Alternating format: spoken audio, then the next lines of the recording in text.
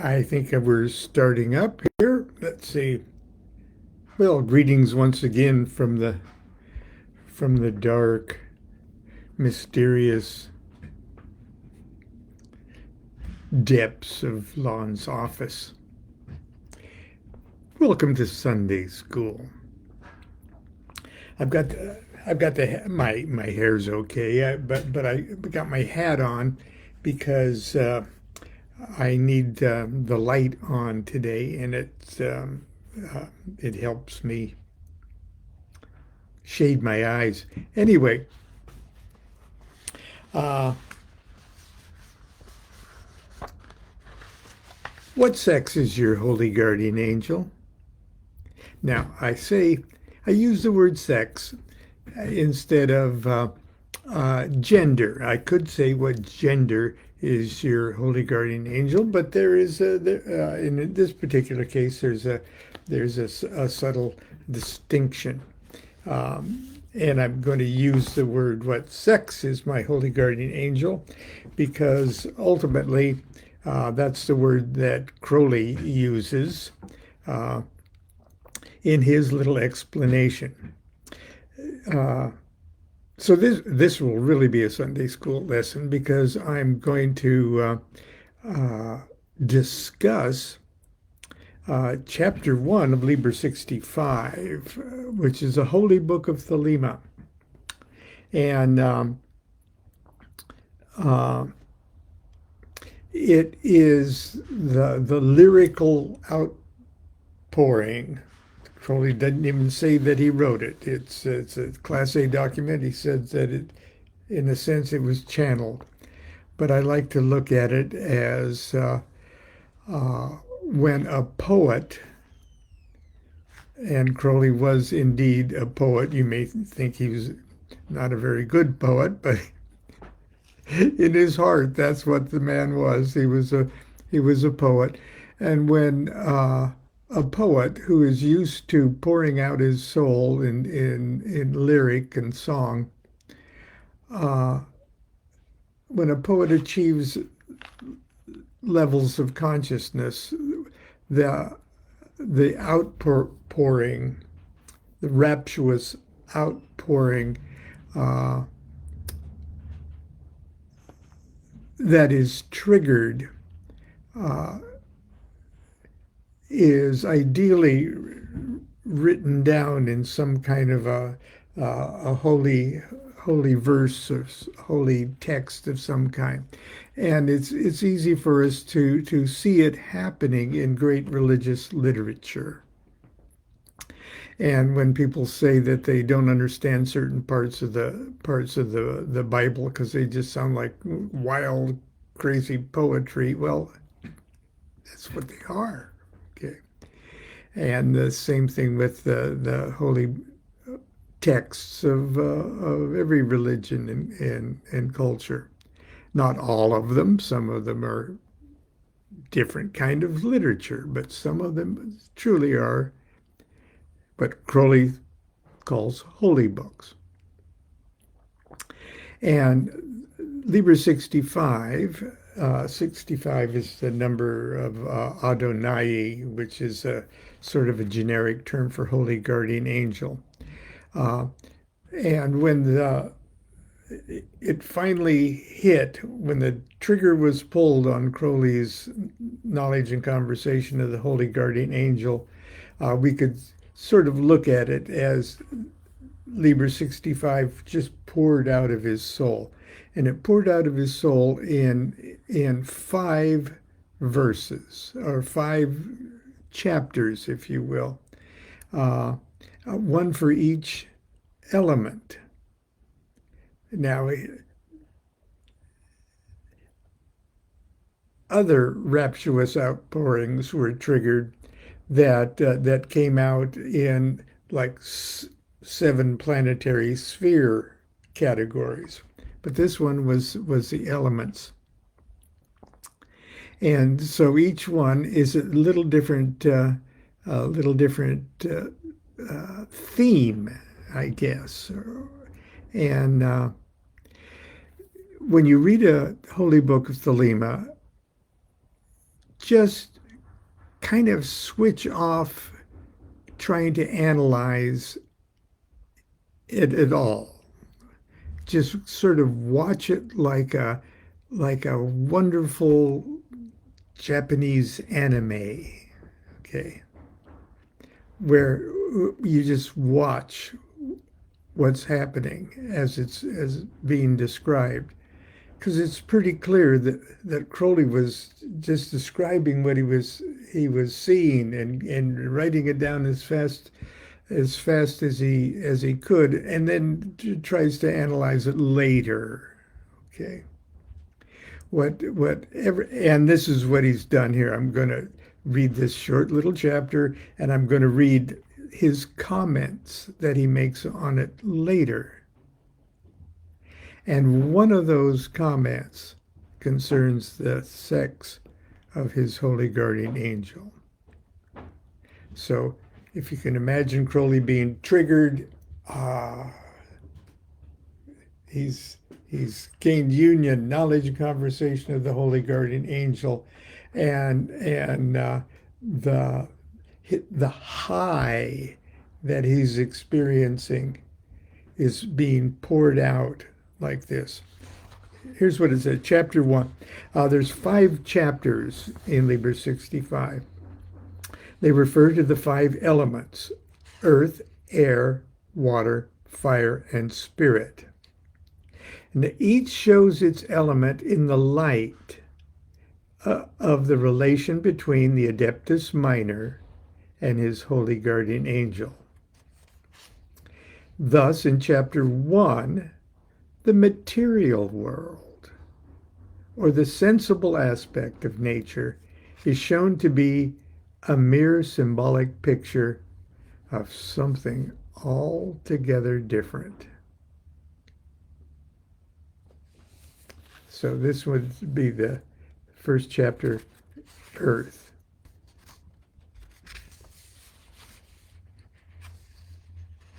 Now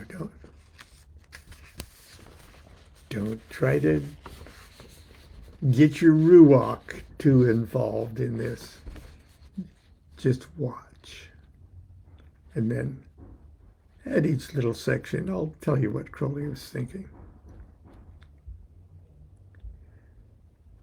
I am the heart, and the snake is entwined about the invisible core of the mind.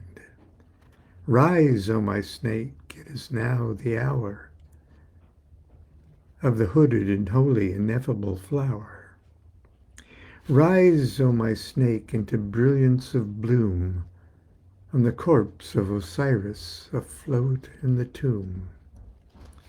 O heart of my mother, my sister, mine own, thou art given to Nile, to the terror Typhon. Ah me, but the glory of ravening storm enswathes thee in rhapsody and frenzy of form. Be still, O my soul, that the spell may dissolve as the wands are upraised and the aeons revolve. Behold, in my beauty, how joyous thou art. O snake that caresses the crown of my heart. Behold, we are one. And the tempest of years goes down to the dusk, and the beetle appears. O beetle, the drone of thy dolorous note be ever the trance of this tremulous throat. I await the awakening, the summons on high from the Lord Adonai, from the Lord Adonai.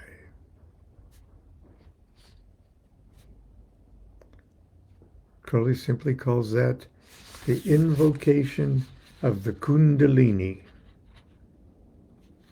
The adept dies to the natural world and blooms as a lotus.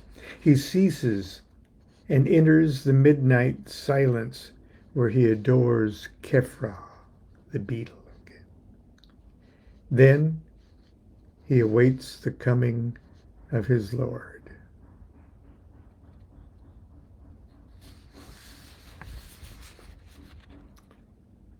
Adonai spake unto V, saying, there must ever be division in the word, for the colors are many, but the light is one.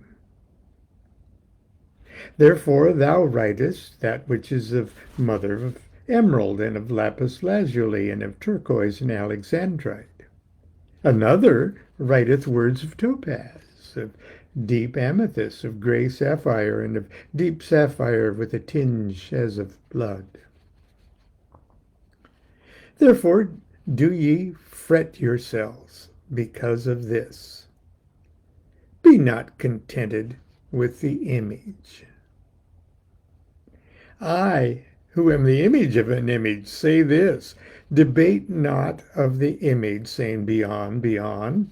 One mounteth unto the crown by the moon, and by the sun, and by the arrow, and by the foundation, and by the dark home of the stars from the black earth. Not otherwise may ye reach unto the smooth point. Nor is it fitting for the cobbler to prate of the royal matter. O cobbler, mend me this shoe that I may walk. O king, if I be thy son, let us speak of the embassy to the king thy brother. Okay, here's what he says about that section. The angel says, each man sees nature in his own way.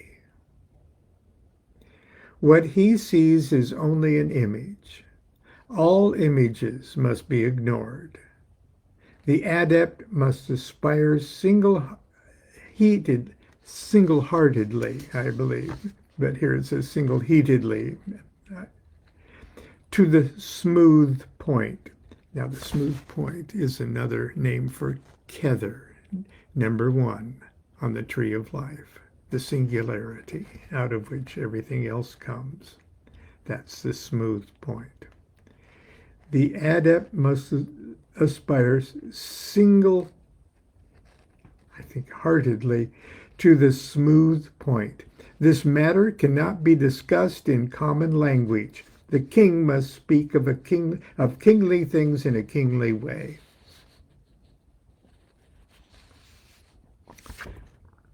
Then there was silence.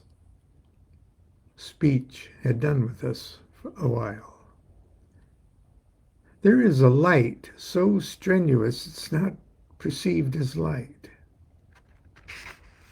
And it says silence. The adept reports his impressions. A, the highest degree of any given kind of energy surpasses the receptive power of the observer. This, it appears, as if some other order.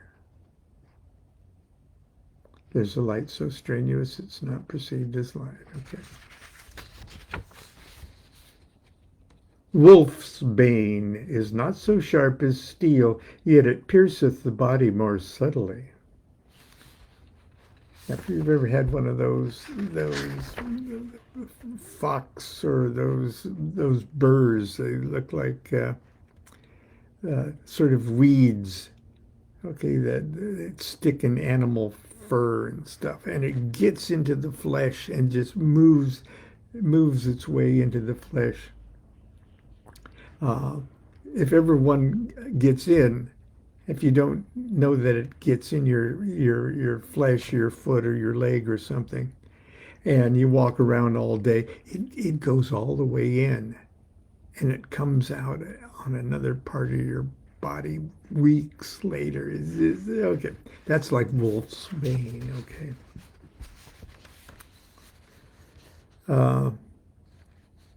Even as evil kisses corrupt the blood, so do my words devour the spirit of man.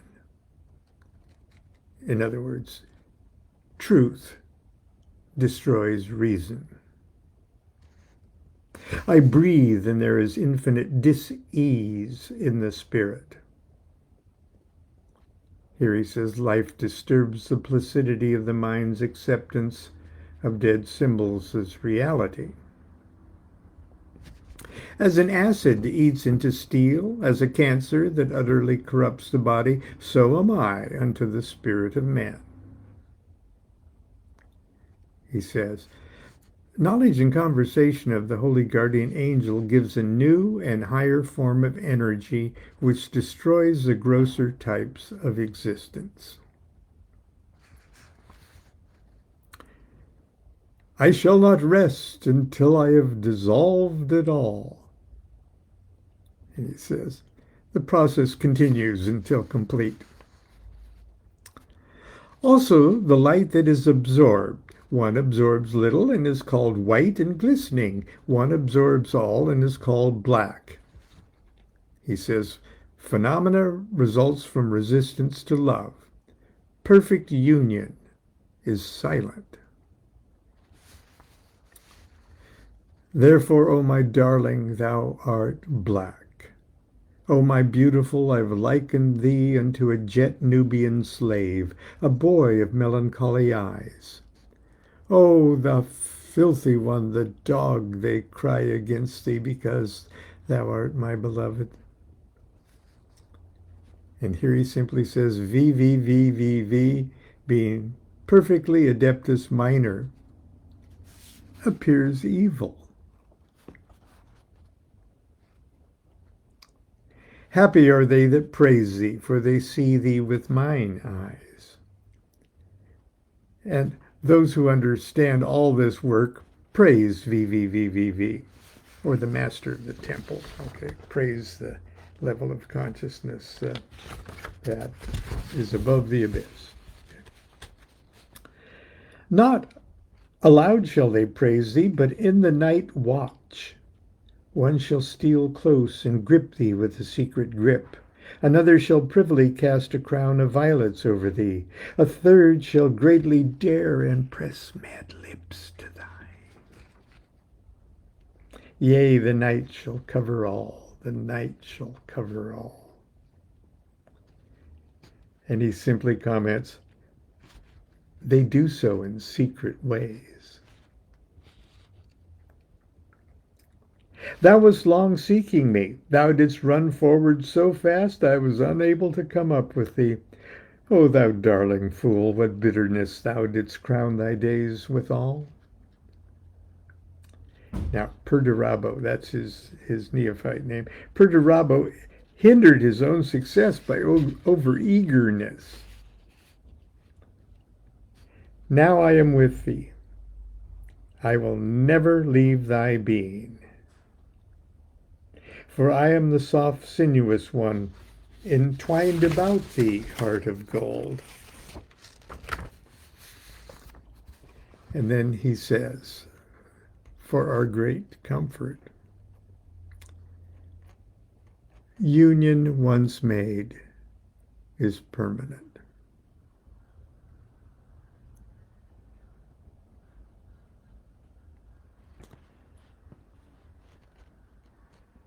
My head is jeweled with 12 stars. My body is white as milk of the stars. It is bright with the blue of the abyss of stars invisible. And he says, the angel is crowned with the zodiac. His body is that of Nuit. I have found that which could not be found. I have found a vessel of quicksilver. Stability has been found on the basis of change.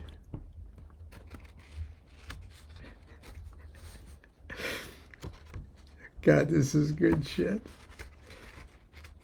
Thou shalt instruct thy servant in his ways. Thou shalt speak often with him.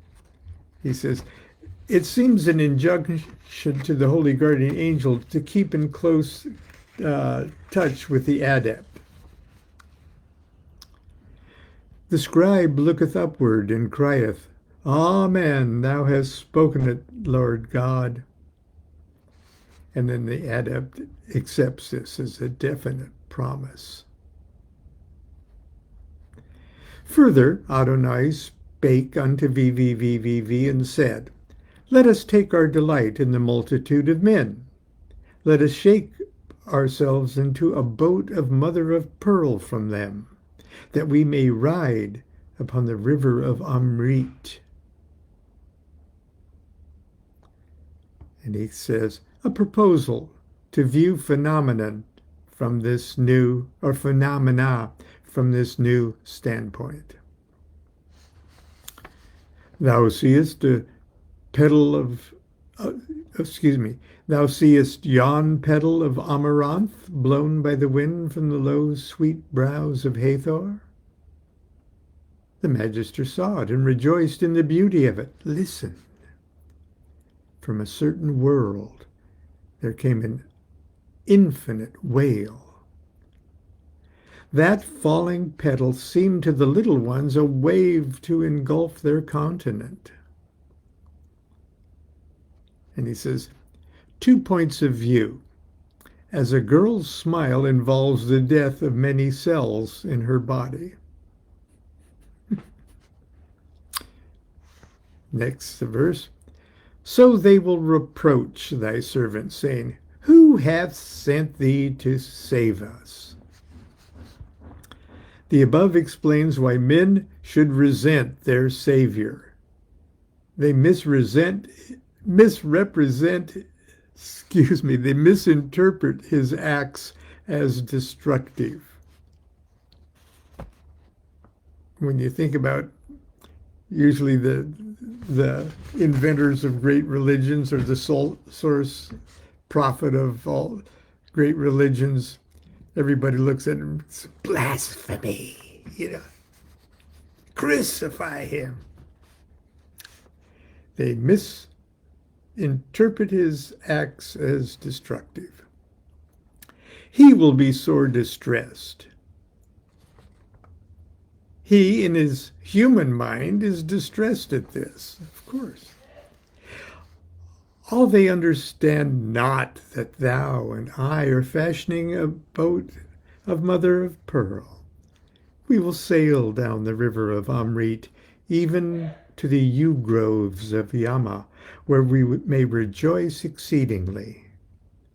The joy of men shall be our silver gleam, their woe our blue gleam, all in the mother of pearl. He says, but the whole relation is illusion. In reality, the angel and the adept are simply arranging to sail through eternity together. The work of the adept in redeeming mankind is only an image seen as he fashions his mother of pearl. The scribe was wroth thereat. He spake, O Adonai, my master, I have borne the inkhorn and the pen without pay, in order that I might search this river of Amrit and sail thereon as one of ye. This I demand for my fee, that I partake of the echo of your kisses. And immediately it was granted unto him. He says, the human mind demands to be relieved of its sorrow by seeing nature in this light on the ground that it has served the masters with unselfish devotion. It goes on, nay, but not therewith was he content. By an infinite abasement unto shame did he strive. Then a voice.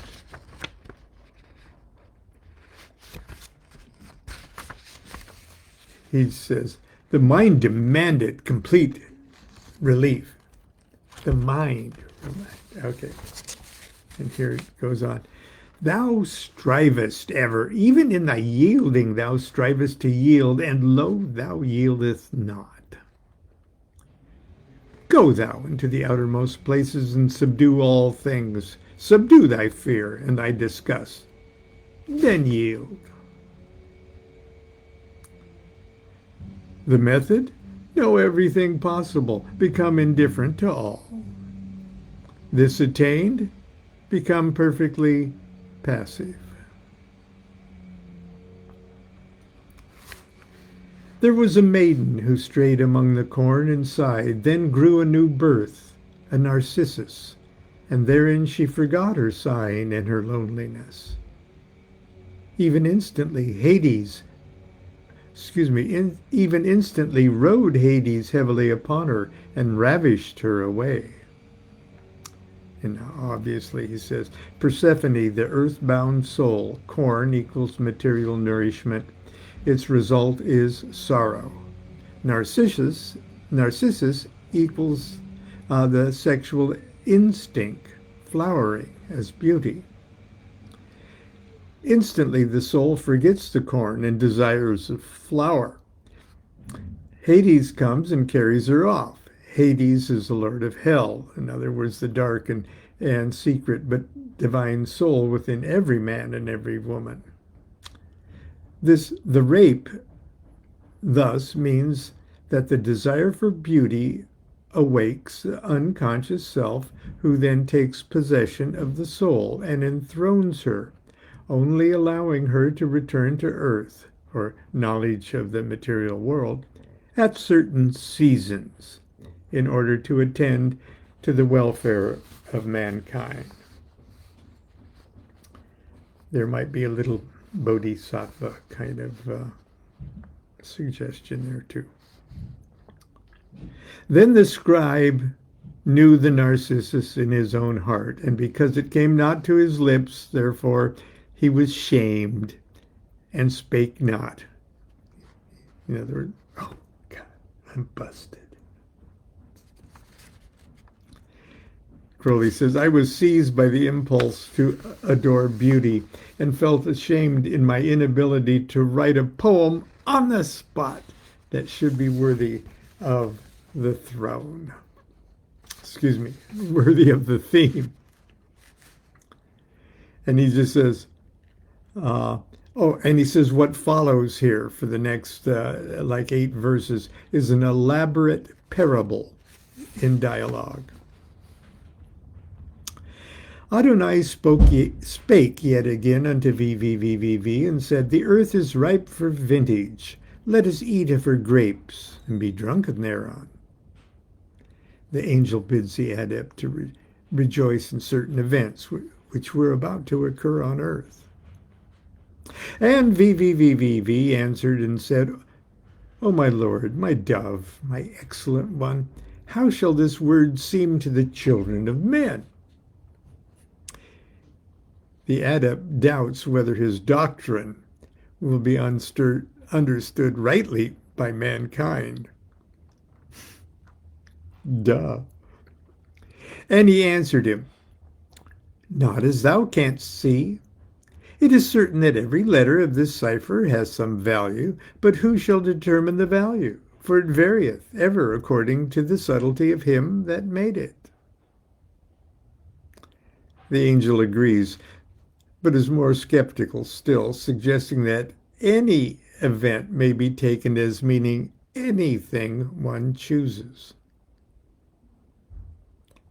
And he answered him, Have I not the key thereof? I'm clothed with the body of flesh. I am one with the eternal and omnipotent God. Well, the adept claims to be able to interpret phenomena rightly, and there is one special relation which is true and all others false. He reminds the angel that he realizes himself as a unique being, always identical with itself, like in the lowest matter and the highest spirit.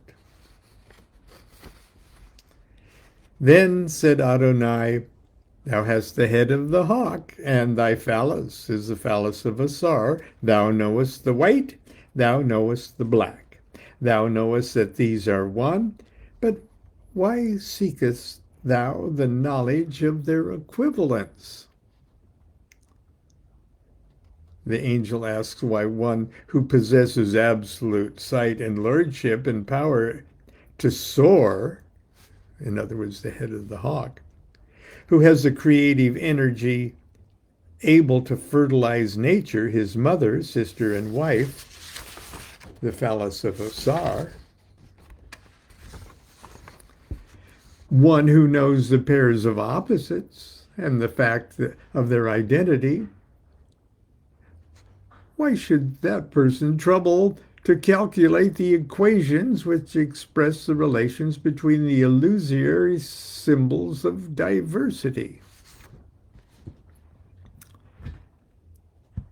And the Holy Book says, and he said, that my work may be right. The adept replies he must understand the laws of illusion in order to work in the world of illusion. And Adonai said, the strong brown reaper swept his swath, and rejoiced. The wise man counted his muscles and pondered and understood not, and was sad. Reap thou and rejoice.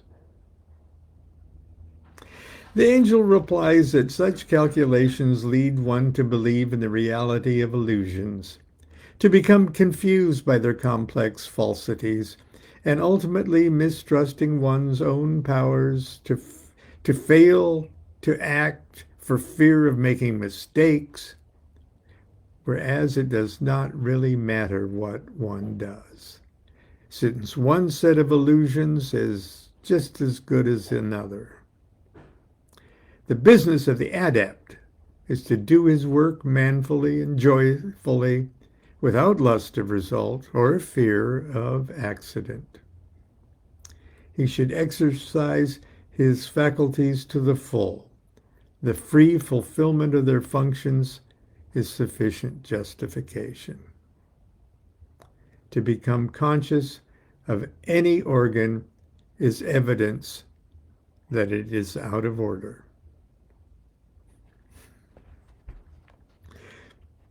Then the adept was glad and lifted his arm.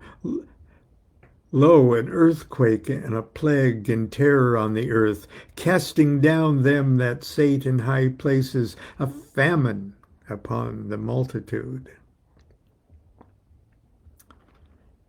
Crowley's comment is the adept takes this advice and puts forth his energy, and the apparent result of his work is disaster.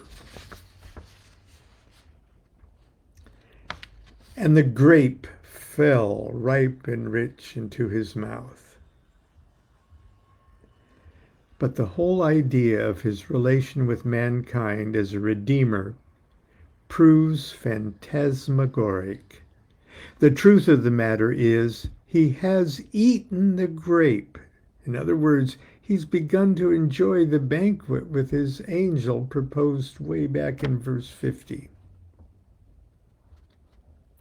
Stained is the purple of thy mouth, O brilliant one, with the white glory of the lips of Adonai.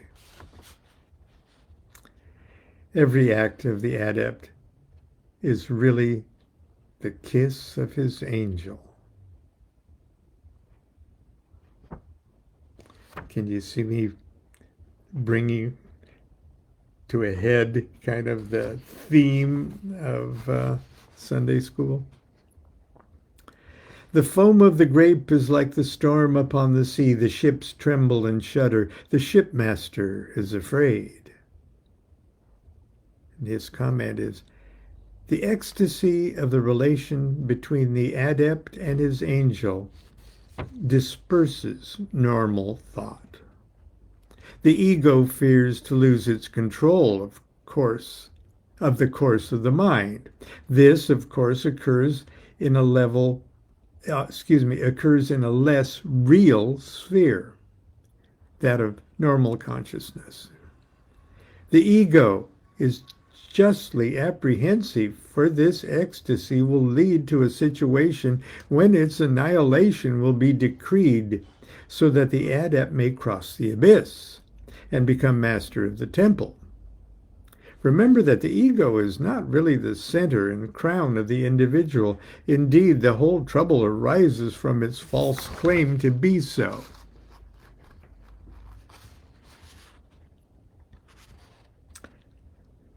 And that drunkenness, O Holy One, and the winds, oh, excuse me, oh, that is thy drunkenness, O Holy One.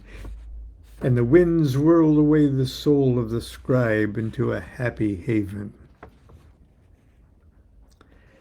The ecstasy of the knowledge and conversation of the holy guardian angel brings peace to the soul of the scribe, his conscious mind. By impressing such energy on his thoughts that their normal conflict, which causes sorrow, becomes negligible, just as the personal antagonisms in a cavalry regiment are forgotten in the excitement of the charge. O Lord God, let the haven be cast down by the fury of the storm. Let the foam of the grape tincture my soul with thy light. He says, but the mind, knowing that the old quarrels will revive when the ecstasy is past, asks that this amnesia may be removed. It aspires to enter into that rapture with every element of its being, no matter of the pain. It knows that it can never truly be content until each separate fiber thrill harmoniously to that supreme enchantment. Bacchus grew old and was Silenus. Pan was ever Pan, forever and evermore throughout the aeons.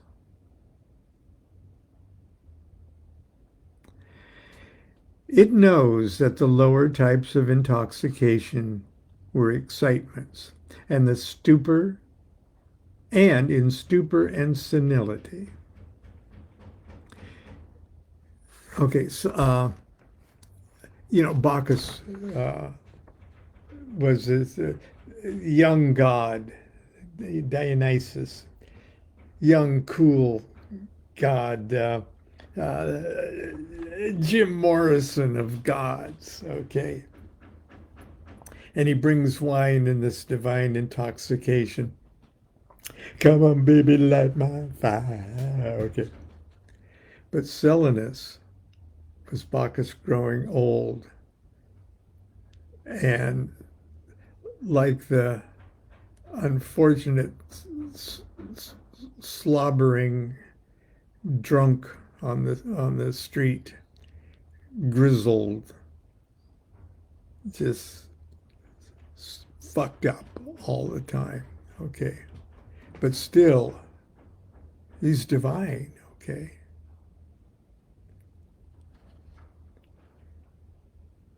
But they're two different kinds of things. So the Bacchus grew old and was Silenus. Pan, okay, the all source energy. Okay. Pan was ever Pan, forever and ever, throughout the aeons.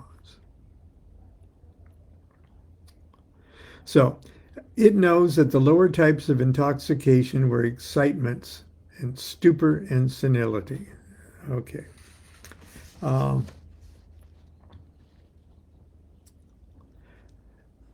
This Pan is not intoxicated, but wholly insane, being beyond distinction or knowledge, da'ath, as including all in itself. He is also immune to time, since whatever happens can only be within himself. That is, all events are equally the exercise of his functions, and therefore accompanied by rapture, since he has inclined all possibilities in his unity so that any change is part of his life, an act of love under will. Bacchus grew old and was Silenus. Pan was everpan forever and evermore throughout the aeons. Intoxicate the inmost, O my lover, not the outermost. This is presumable once more the voice of the angel. He bids the adept pay less attention in the future to the transmutation of gross impressions into the rapture of union. The great work is to cause the unconscious to interpenetrate with the angel, for such is the ultimate sacrament. It's only too liable to be contented with the conscious joy of causing just those thoughts which have always been the source of error to glow with purity and splendor at the touch of his angel. But it is far more important to renounce those rewards. Ineffably holy and delightful though they may be, in order to perfect the inmost self, to purge it of personality and unite it with the universe, though such attainment lie too deep for direct conscious apprehension. In other words, you can't get in there with your meat brain, okay, or your meat ego. And here's the final verse, 65. So it was, ever the same. I have aimed the peeled wand of my God, and I have hit. Yea, I have hit. Now, at the very beginning, I asked the question, what sex is your holy guardian angel? Crowley's comment on that last verse.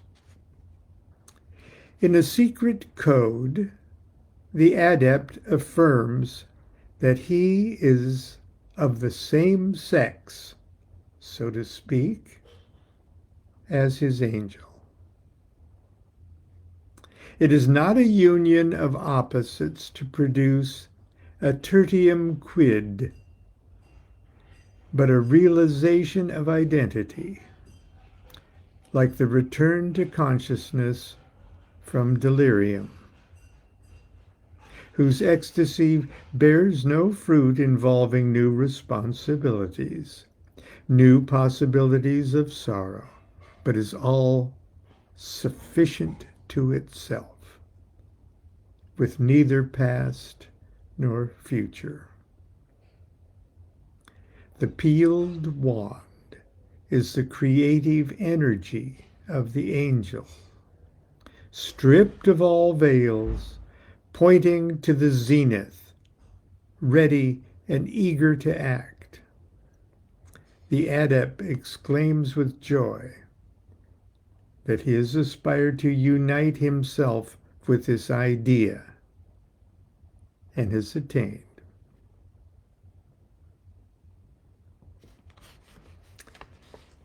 This concludes the description of the relation of the adept and his angel, so far as the element of earth, the concrete manifest aspect of nature, is concerned. The whole illusion has been destroyed. The bread has become the body of God. Yet this is but the lowest form of existence.